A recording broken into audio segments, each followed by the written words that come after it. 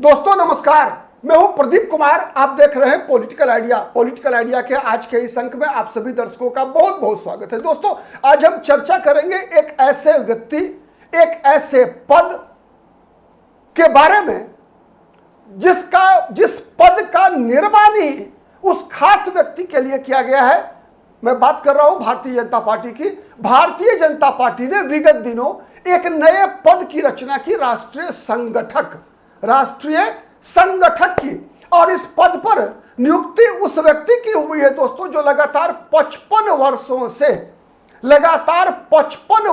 से RSS, ABVP और Bharatiya Janata party के लिए काम कर रहा है।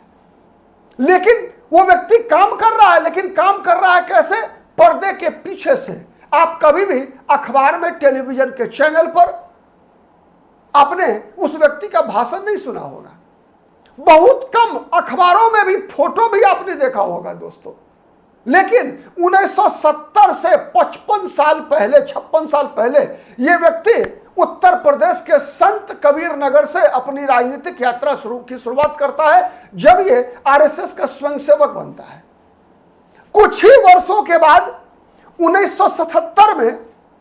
1977 में यह प्रचारक बन जाता है। इससे पहले 1974-75 में एक शाखा का मुख्य शिक्षक के रूप में अपनी सार्वजनिक जीवन की शुरुआत करने वाला नागेंद्र नाथ की बात कर रहा हूं दोस्तों। मैं नागेंद्र नाथ भारतीय जनता पार्टी में भी 2003 से लगातार अब तक काम करते आ रहे हैं, लेकिन आपने इनका नाम नहीं सुना होगा। अभी राष्ट्रीय स्तर पर इन्हें जिम्मेवारी मिली है।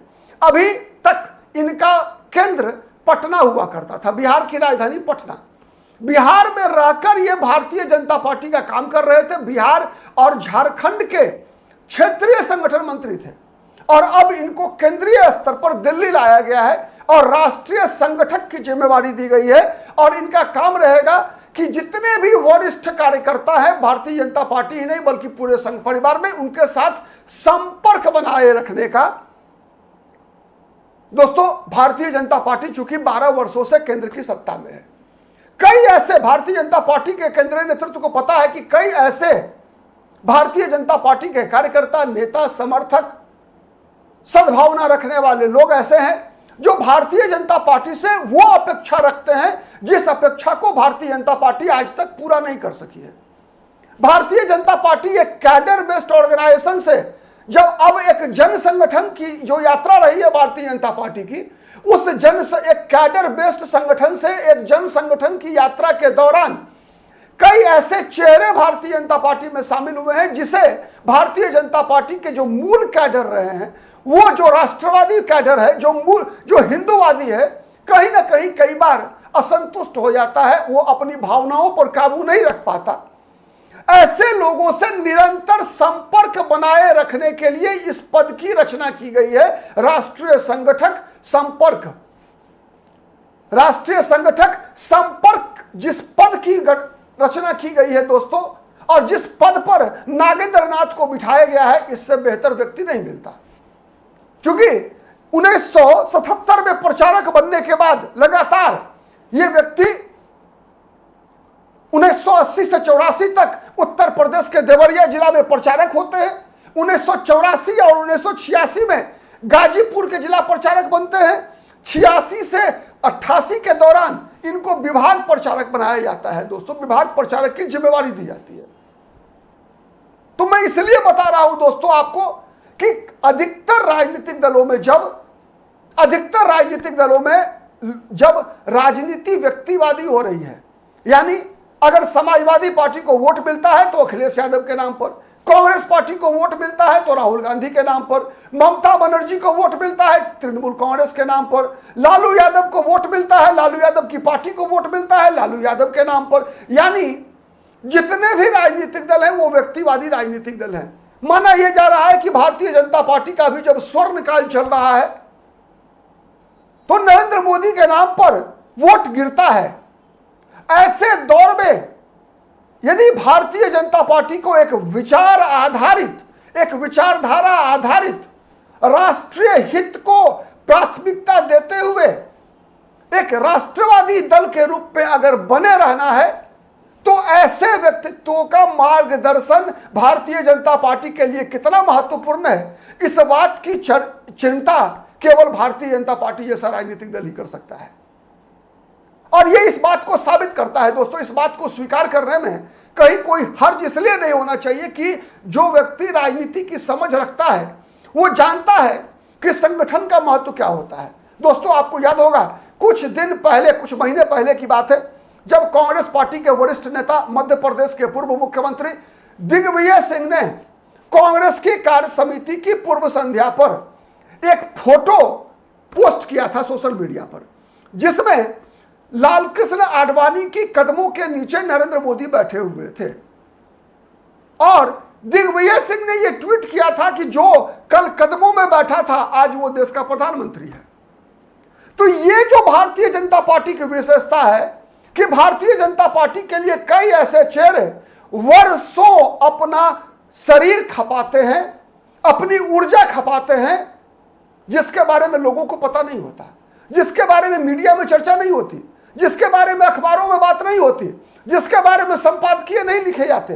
संपादकीय लिखी जाती है नरेंद्र मोदी के बारे में, अमित शाह के बारे में, देवेंद्र फडणवीस के बारे में संपादकीय लिखा जाता है, केशव प्रसाद मौर्य के बारे में, योगी आदित्यनाथ के बारे में, शुभेंदु अधिकारी के बारे में, हेमंत बिश्व शर्मा के बारे में, डीके शिव कुमार के बारे में, रेवंत रेड्डी के बारे में, वीडी सतीशन के बारे में। लेकिन ऐसे लोग जो पर्दे के पीछे, नागेंद्र नाथ त्रिपाठी जैसे लोग जो पर्दे के पीछे रहकर काम करते हैं, इनके बारे में अखबार के पन्ने पर संपादकीय नहीं लिखे जाते। लेकिन भारतीय जनता पार्टी की शक्ति का सबसे बड़ा स्रोत अगर कोई ताकत है तो ये अदृश्य ताकतें हैं। दोस्तों 1988 ईस्वी में जब विभाग प्रचारक हुआ करते थे नागेंद्र नाथ, तो इनको आरएसएस ने विद्यार्थी परिषद में भेज दिया, अखिल भारतीय विद्यार्थी परिषद में। यानी आरएसएस के एक प्रचारक का जैसे भारतीय जनता पार्टी में डेपुटेशन होता है, जैसे बीएल संतोष भारतीय जनता पार्टी के राष्ट्रीय महामंत्री संगठन है वर्तमान में, वैसे ही इससे पहले बीएल संतोष से पहले रामलाल थे, वैसे ही आरएसएस के प्रचारक संघ परिवार के विभिन्न आनुषंगिक संगठनों में उसके संगठन मंत्री के रूप में नियुक्त होते हैं। जैसे बीजेपी में वैसे ही अन्य संगठन में भी। तो नागेंद्र नाथ की नियुक्ति एबीवीपी में की गई, अखिल भारतीय विद्यार्थी परिषद में की गई। दोस्तों आज जो वर्तमान भारतीय जनता पार्टी का आप स्वरूप देख रहे हैं राष्ट्रीय स्तर पर, इसमें सबसे बड़ी संख्या में जो लोग हैं ये वही लोग हैं जो अखिल भारतीय विद्यार्थी परिषद से आए हुए लोग हैं। अधिकतर लोग हैं इसमें, बहुत बड़ी संख्या है जो जिन्होंने अपनी राजनीतिक यात्रा की शुरुआत अखिल भारतीय विद्यार्थी परिषद से की। आप नाम ले सकते हैं, देवेंद्र फडणवीस, नहीं कई नाम है ऐसे, ठीक है, जिनका की राजनीतिक यात्रा की शुरुआत अखिल भारतीय विद्यार्थी परिषद से हुई। तो 1988 में इनको एबीवीपी में भेजा गया और इन्हें प्रदेश संगठन मंत्री पूर्वी उत्तर प्रदेश का प्रदेश संगठन मंत्री इनको बनाया गया। लखनऊ इनका केंद्र था। फिर 1994 से लेकर 1998 तक पूर्वी उत्तर प्रदेश के साथ साथ बिहार के भी संगठन मंत्री बन गए। ये पूर्वी उत्तर प्रदेश और बिहार दोनों को मिलाकर एक क्षेत्र बनाया गया और उस क्षेत्र के संगठन मंत्री हुए नागेंद्र नाथ। फिर 1998 से लेकर 2000 तक उत्तर प्रदेश, पूरा उत्तर प्रदेश और उत्तराखंड के संगठन मंत्री बने। इसके बाद 2003 से लेकर 2011 तक, यानी 2003 में इनको विद्यार्थी परिषद से, अखिल भारतीय विद्यार्थी परिषद से मुक्त कर दिया गया। यानी संघ ने, आरएसएस ने 1988 से लेकर 15 वर्षों तक इन्हें विद्यार्थी परिषद में भेजा था, 15 वर्ष के लिए।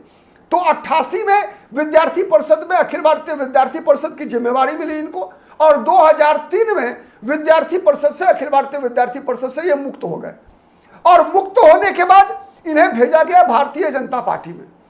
भारतीय जनता पार्टी में 2003 से लेकर 2011 तक, 2003 से 2011 तक ये भारतीय जनता पार्टी के प्रदेश संगठन महामंत्री रहे।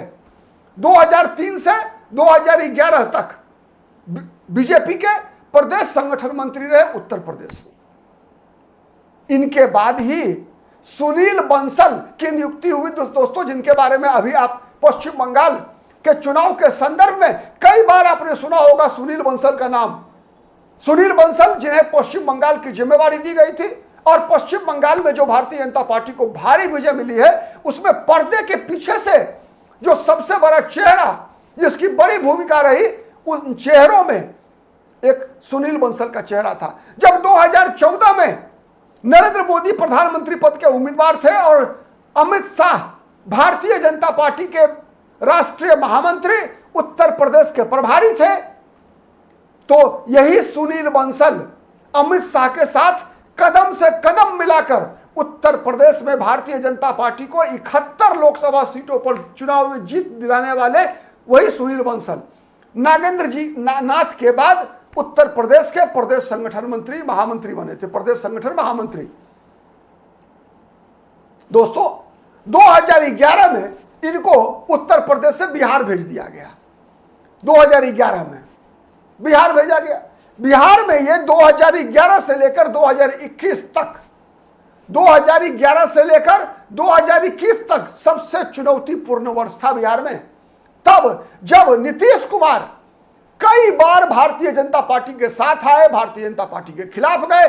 2013 में एनडीए में जो सबसे बड़ा विद्रोह हुआ था वो नीतीश कुमार ने किया था नरेंद्र मोदी के प्रधानमंत्री पद की नियुक्ति के मामले में।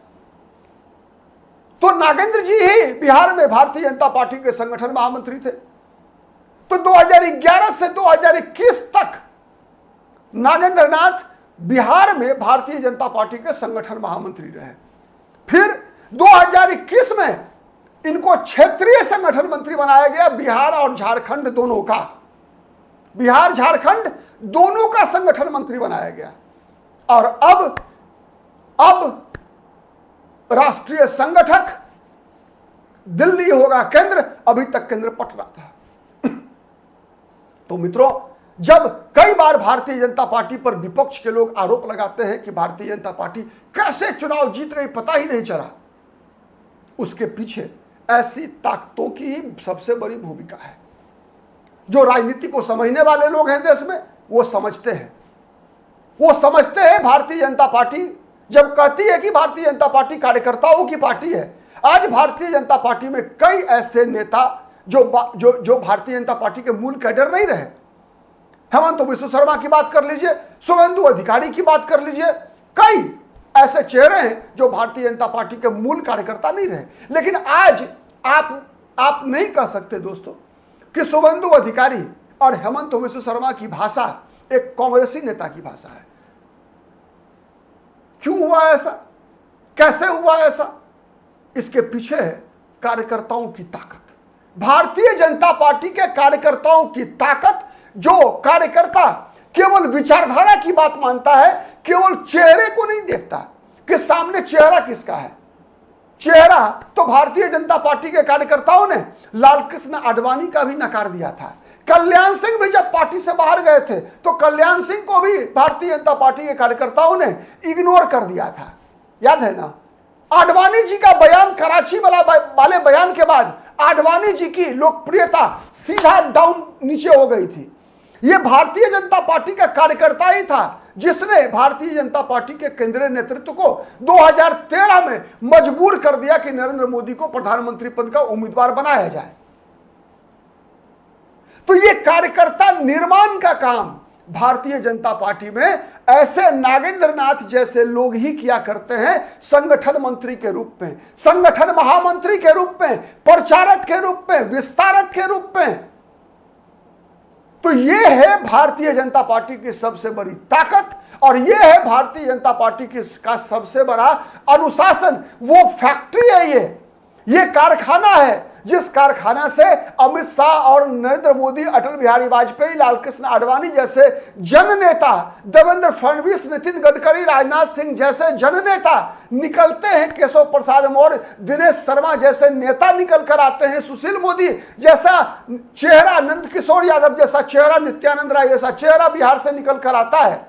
चंद्रकांत दादा पाटिल महाराष्ट्र से निकल कर आते हैं। ये चेहरे जैसे चेहरे उत्तर प्रदेश में सूर्य प्रताप शाही, स्वतंत्र देव सिंह जैसा चेहरा निकल कर आता है। ये सब चेहरा दोस्तों उसी अखिल भारतीय विद्यार्थी परिषद से निकला हुआ चेहरा है जो आज भारतीय जनता पार्टी की सबसे बड़ी ताकत है। वो चेहरा, उन चेहरों का निर्माण करने वाला ऐसा ही कोई नागेंद्र नाथ है।